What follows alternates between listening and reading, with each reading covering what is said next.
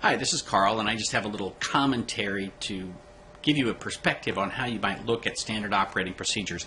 We want to think that standard operating procedures are always something that's going to make us money. And if you think of a franchise, for example, the way they make money is by consistently doing the same thing again and again and again. And that does several things for you. First, it brings consistency. Second, once you have a successful process, you can replicate that process again and again. Third, it allows you to have those processes executed by people who have a limited amount of knowledge. And the key thing is, when they hit the limit of their knowledge, they need to move that on to the next stage in the process. There's an old joke from the 60s that says, my kids and your kids are beating up our kids. Well, that's the case with SOPs. Sometimes my SOPs and your SOPs clash with one another, and we have to figure out what we're going to do to make something move forward. Here's a perfect example.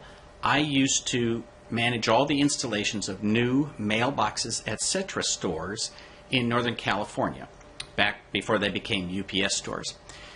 And I helped them get connected to the internet. So we would set up a new store, and then later we would come back and connect them up to the internet. And so there were standard ways that we did this every time. And I can tell you from experience, when I walked into a store and went in the back office and looked at how they did things, I could tell within 2 minutes whether or not that store was profitable and whether they were hugely profitable or just a little bit profitable. And the way I could do that is if they were using the current signage, if they had the right layout of their store, if they were using the appropriate software, if they were using the standard procedures, if they were following all of the things that the franchise told them to do, they were making money. But when they said, oh, they don't know what they're doing about this, or they don't know how to do that, or they don't know anything about inventory control, and they went off the rails and they did it their own way, they made less money because they were not following the process. Now, having said that, I also learned in dealing with the internet connections that sometimes our processes and somebody else's processes can clash very significantly. For example, invariably, AT&T would screw up the internet connection.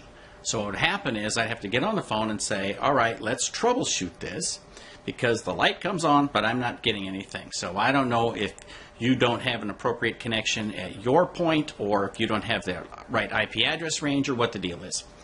And so invariably, the guy would tell me, okay, I want you to make sure that you're on a machine that's plugged directly into the switch. And I would say, well, yes, it's in the switch. Do you mean the router? And he would say, yes, that's what I mean. I mean the internet switch. And I would say, do you mean the router?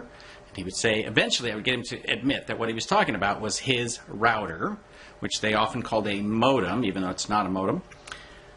So he would want me to have a machine plugged directly into the internet router, which was stupid because the router is in the back room. It's usually bolted to a wall, and it's far, far, far away from the machine at the front desk. So early on, I would carry with me a 100-foot network cable, and I would plug it into this machine, and I would run back, and I would plug it into the router so I could answer his question and say, yes, definitively, there's nothing between this machine and the router.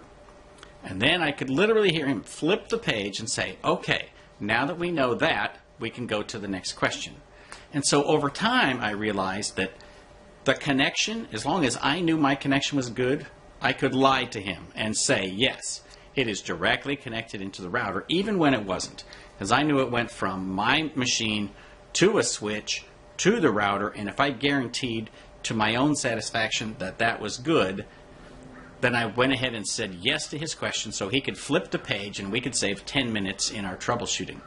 And this is just an example where somebody has pushed a process down to a level where it's being done by somebody who doesn't really understand what they're doing. And most of the time it works, and most of the time it's fine. But when they're working with somebody who has a higher level of knowledge, there's nothing in their process that allowed them to acknowledge that and move on from there.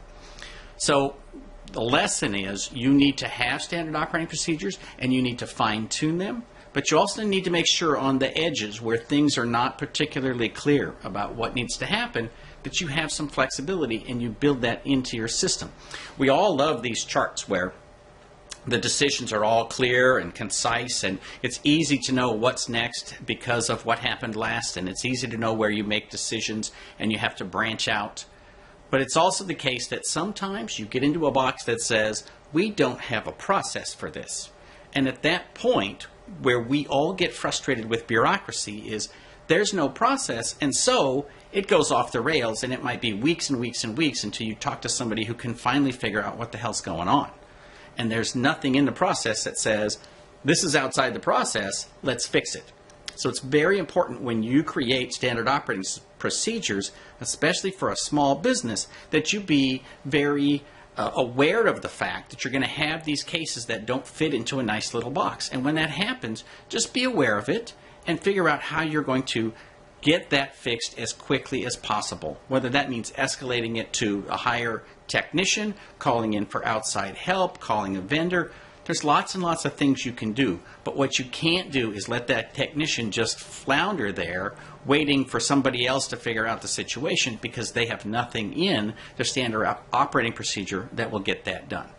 Literally, it's just a matter of being smart about how you work. SOPs are designed to make your business run more smoothly. If they're not doing that, then there needs to be an escape hatch that allows you to just fix the problem and move on. None of this is to say that you should abandon SOPs. Maybe they only account for 95, 98% of what you do, but they do account for that 95 or 98%.